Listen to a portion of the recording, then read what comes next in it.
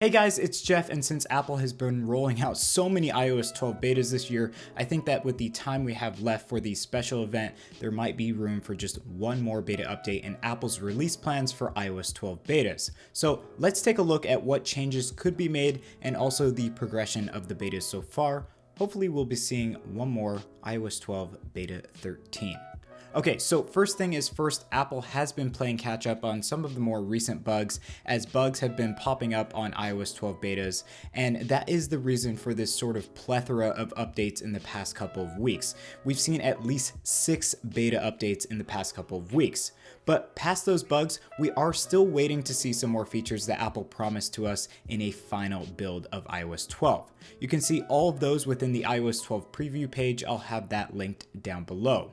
Obviously, Group FaceTime, one of the major new features in iOS 12, has been delayed and taken out of the betas as of now, but we do still have one more feature or app that should be coming to iOS 12, and that is shortcuts. As of yet, we haven't seen any action on the public testing for this app. It has only been released to developers through test flight. Honestly, in my opinion, that's not so reassuring because it hasn't been released to the public yet. Who knows if Apple is going to delay this feature or what they're going to do, but I hope that Apple gives the opportunity to the public to test it for at least a week or two before it's officially released.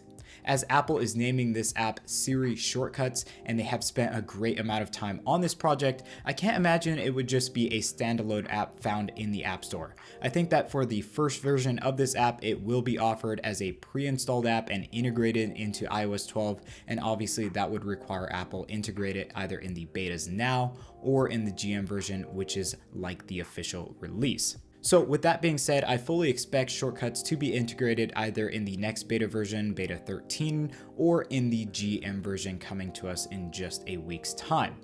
Now, moving on to other changes, and one thing I think Apple could stand to improve upon is the lag of the 3D Touch feature on devices that were made to actually handle this feature. On my iPhone X, expanding app menus has reverted back to having sort of a lag, and this wasn't the case in the middle part of the iOS 12 beta process.